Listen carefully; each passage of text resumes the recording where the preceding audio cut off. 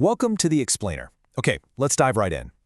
We usually think of complex bureaucracies, HR departments, and management theories as, modern inventions. Things born out of the Industrial Revolution, right?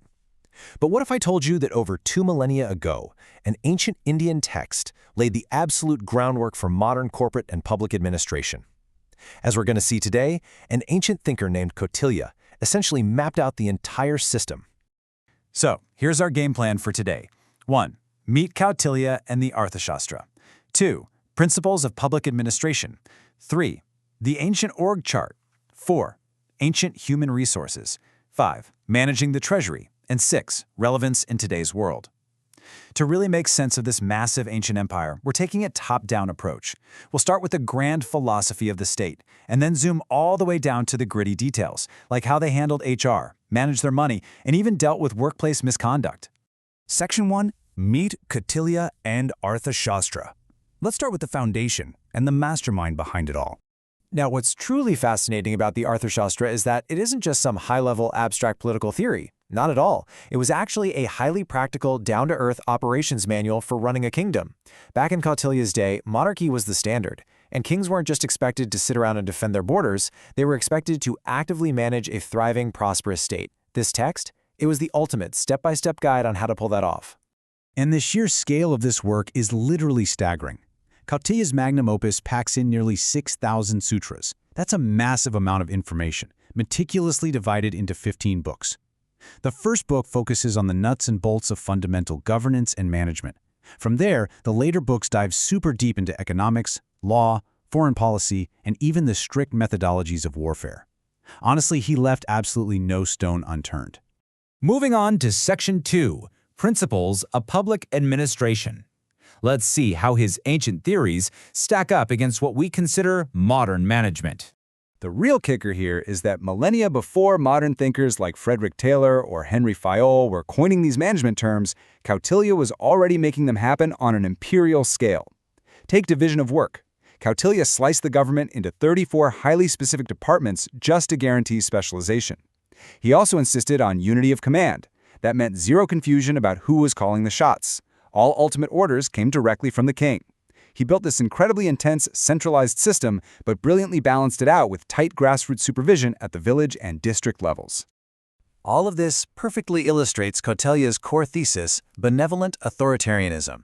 Sure, the king held absolute legislative, executive, and judicial power, but he wasn't supposed to be a tyrant.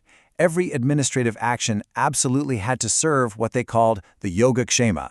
In Hindu belief, yoga means successfully accomplishing an objective, and kshema means the peaceful enjoyment of prosperity. So the endgame of all this strict organization? Simply the welfare and ongoing enrichment of the everyday citizens. Which brings us to Section 3, the ancient org chart. How exactly do you run an empire day-to-day without the internet? Well, mapping these ancient Sanskrit terms reveals a surprisingly relatable, multi-tiered hierarchy. Right at the top, you had the Adhyakshas. These were essentially your department heads, managing everything from agriculture to minting coins. Underneath them was the Samnidatta, the all-important treasurer general. Zooming in even further, the Stanika managed the local districts, and the Nagarika acted as the chief administrator, kind of like the mayor of a city. It's a perfectly tiered corporate ladder from the central government all the way down to the municipal level. But at the very peak of that org chart was the king.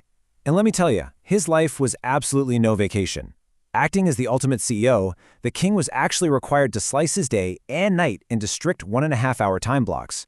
During these hyper-focused blocks, he'd review revenue reports, listen to citizen petitions, meet with spies, and map out military strategy. Kautilya explicitly warned kings to avoid extravagance and, above all else, absolutely no daydreaming. Every single minute was accounted for to keep the state machine humming.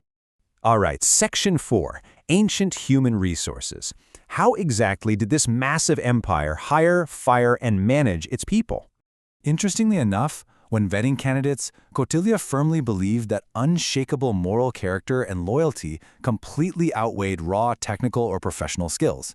I mean, sure, you needed to know your functional duties, but Kautilya argued that a public servant absolutely had to be free from kam, which is greed, krodh, which is anger, and lubh, which means allurement. Basically, if you couldn't control your own personal vices, there was no way you could be trusted with the massive power of the state. To actually enforce this, civil servants weren't just given a standard interview.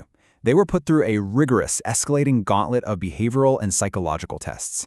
First up was the Dharmopada, which tested their baseline morals and ethics. Then came the Bayopada, testing how they reacted under intense fear and pressure just to prove their total loyalty. And finally, the Kanopada, explicitly tested their purity and resistance against financial allurements and bribes. You had to survive this entire gauntlet before you were handed any real power.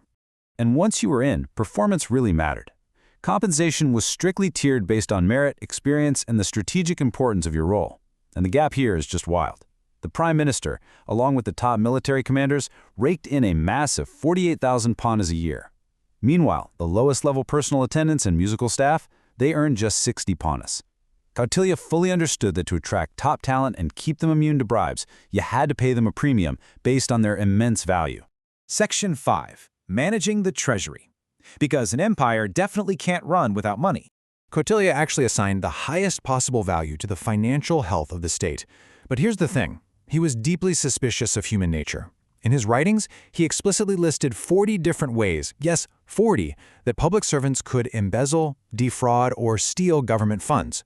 He essentially knew every single trick in the book, from fudging dates to misrepresenting the revenue received. To combat all that potential theft, he instituted brutally strict audits. Accounts officers had to submit their books exactly on time every single month. And lying during an audit, that carried severe penalties. But he didn't just penalize theft. He actually docked pay and imposed fines for surprisingly relatable workplace offenses. We're talking laziness, timidity, daydreaming on the job, short tempers, and even arrogance. He demanded total, unwavering discipline and accountability from the absolute top to the very bottom. Finally, Section 6, Relevance in Today's World. Let's look at why this still matters. So, why is a text written thousands of years ago still a core part of public administration courses around the globe? Well, the geographical map of Kautilya's empire might be ancient history, but his penetrating analysis of human behavior, that is completely timeless.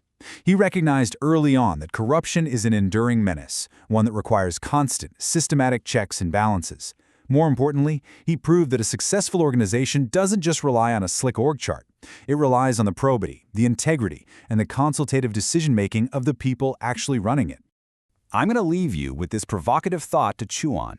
If a 2,000-year-old text already solved the blueprint for an efficient, accountable government, why are modern organizations still struggling with these exact same administrative problems today? We've literally had the operations manual for over 2 millennia. So what's stopping us from perfecting the execution? Think about that the next time you run into bureaucratic red tape. Thank you so much for joining me in this explainer today. Keep analyzing, keep learning, and I'll see you next time.